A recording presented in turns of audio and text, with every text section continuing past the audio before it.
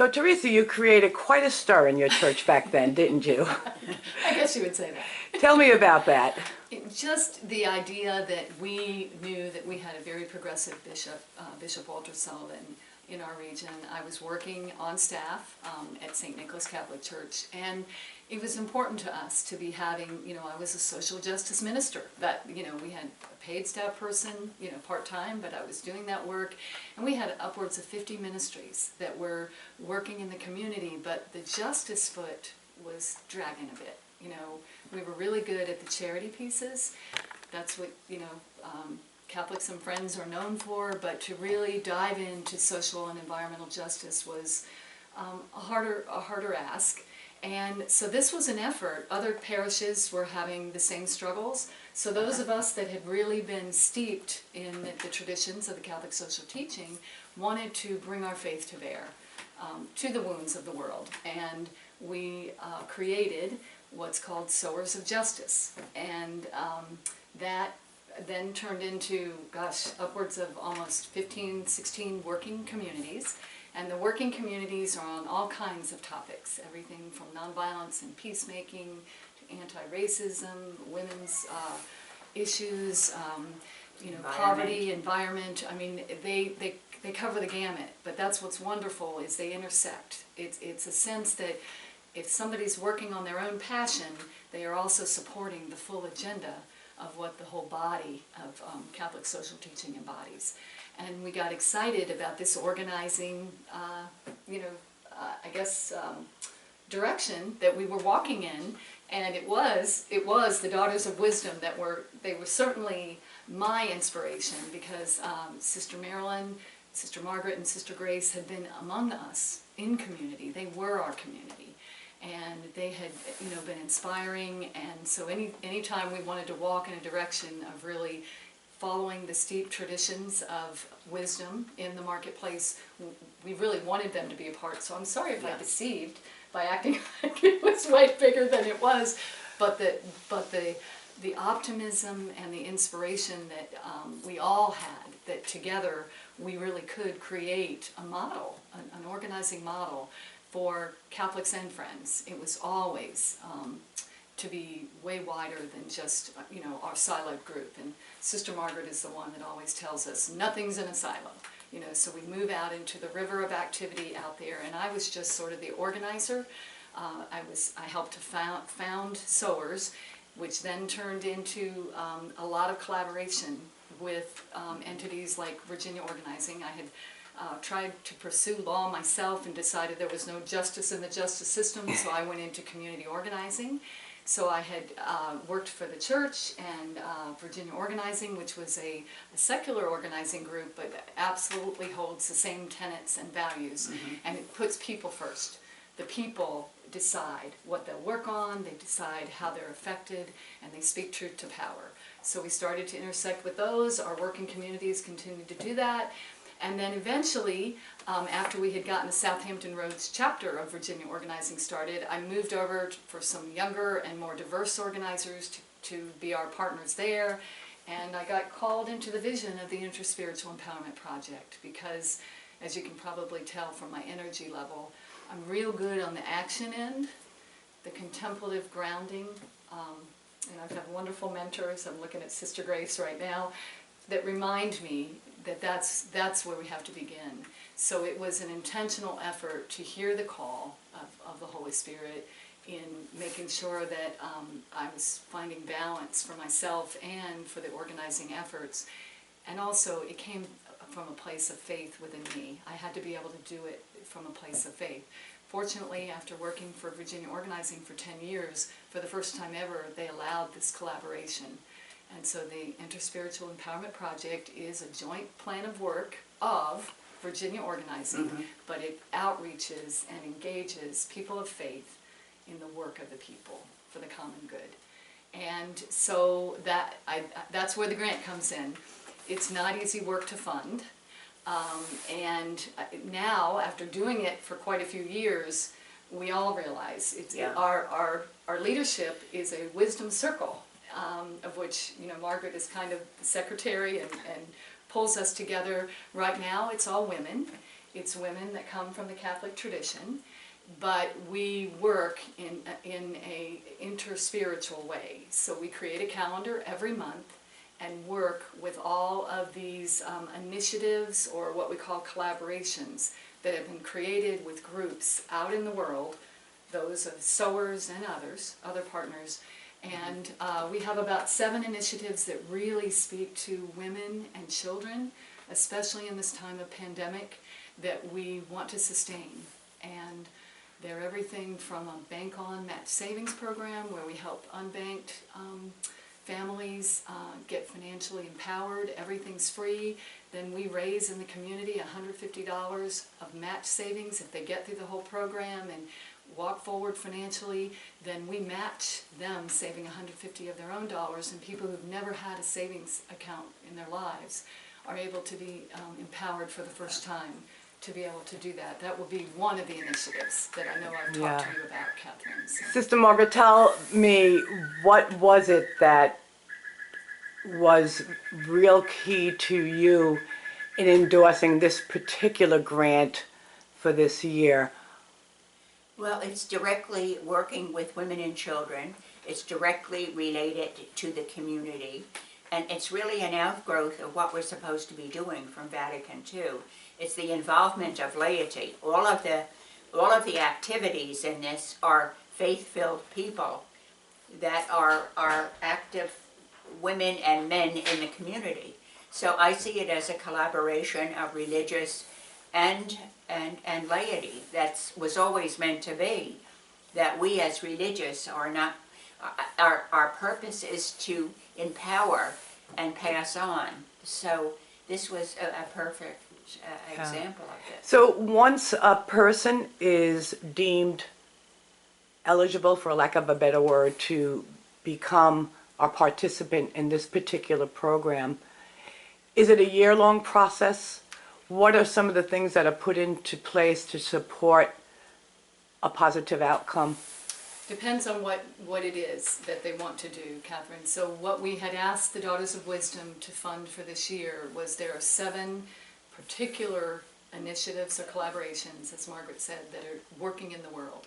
So the one that I had just described about financial empowerment, and then working in with this open table, which means then they make that family that might move to where they want natural supports on other things, you know, securing housing, getting education for their children, access to medical and, you know, in some cases special needs services for their children. So that would be another one that we're trying to, as we say, shore up. Yeah. These are all collaborations where people, as Margaret said, are meeting others, often on the margins, those on the margins, that have great needs that many of us have never experienced. The immigrant population, the undocumented families, we have a little legal defense fund which is trying to help them, you know, move toward being able to be, you know, full members of the community, because there are so many barriers in their way. We have the legislative collaborative table. That's where everything culminates, kind of. Wouldn't you say? Is what? All these little collaborations sort of culminate in what's called this legislative collaborative table. Tell me about that. Oh, Go ahead. you want to describe that, Margaret? It really is, that really, its initial foundings was in the Sowers of Justice Circle. We would look at legislative issues, and from that we have branched out, that group has branched out with Teresa's help into Virginia organizing, and from that, right now, I guess we've been doing, what would you say, the legislative collaborative table, we've had consensus meetings once a year for about 10 years now, where we would network with like organizations. It started off as just a few nonpartisan groups, like she said, with the League of Women Voters. They were later coming. The Virginia Organizing, Virginia Interfaith for Public Policy, and on and on. Right now we have 26 like organizations that share our thrust towards justice.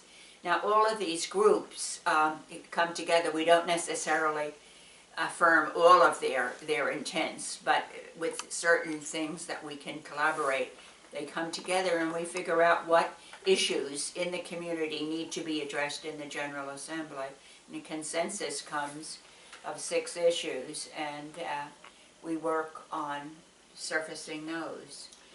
And then from there, get speakers that come in, what we call Social Justice U, who speak to these particular issues.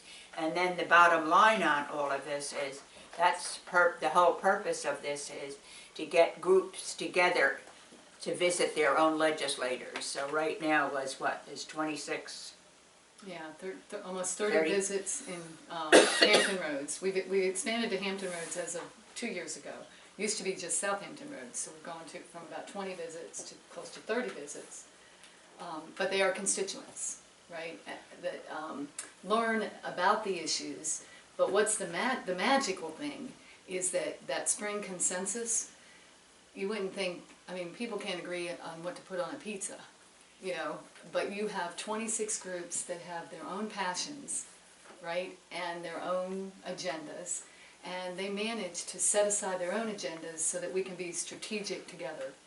And we've had great success with last year, finally, the abolition of the death penalty. We got a lot of voter access because voting was really affecting many families. The restoration of voting rights, you know, for people that, you know, have paid their debt to society and need to be welcomed and warmly received back, you know, so, and we've done the redistricting, which has a lot of the racial implications. Medicaid expansion was finally passed in Virginia through our efforts. This year, we're working a lot on an environmental voice, because often pipelines and other things that are going through tracks of families, the families that we're working with in these collaborative initiatives, they're sometimes losing, you know, their health to those kinds of environmental factors, and they have no voice. They have no voice, and so one of our environmental pieces of legislation is to make sure that they can get a voice earlier on in the process before their land is just acquisition been taken from them. A lot of issues are local issues or state issues, and like one of the issues really is trying to control the amount of dark money that goes into legislation. Virginia is very lax in any kind of regulation of this. This really goes back to Virginia's history, where, well, this is where the nation began, and, you know, we being the first Congresses were out of Virginia. So there's a lot of hidden history here in Virginia, a lot of racism, a lot of the, as you know, the first enslaved people, not the first, but the ones from the English colonies, the importation of slaves in 1619. But there were other places that we don't focus on, like Florida and St. Augustine, which was way before us, but we're British-centered right here in this area. So we just need to kind of surface Virginia's history. And it has a long racist history, and it still does. Yeah, and having First Landing right there in Hampton, so that's our region. We're ground zero. All our region. And it's our responsibility, once again, through the Catholic social teachings, to figure out how do we make that tangible. So everything from one of our issues this year is farm workers. You know, immigrant farm workers are still not eligible for the income, you know, the minimum wage category in this state.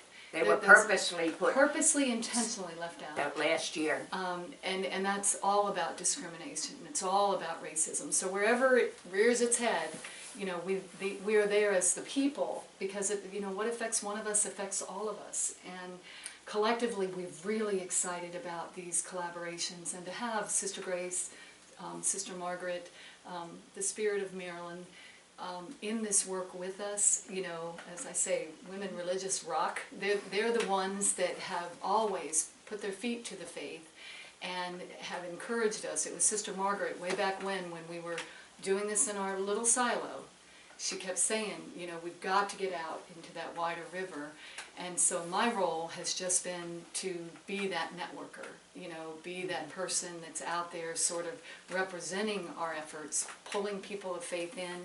We have an amazing group of young people that, you know, a young Muslim girl who's leading our efforts to make sure that we get kindness rocks as part of our season for nonviolence, led by one of our founding leaders of Sowers of Justice, Herta Okonkwo, who right now is struggling with her own health issues, but her work and legacy live on in the love of, you know, Irene and all of the other young people that are taking it out there, in, you know, making classrooms of culture, a culture of care and kindness and concern. And I get excited over the possibilities. Every one of the collaborations is intersected with issues that are directly impacting, you know, the people that we know and love.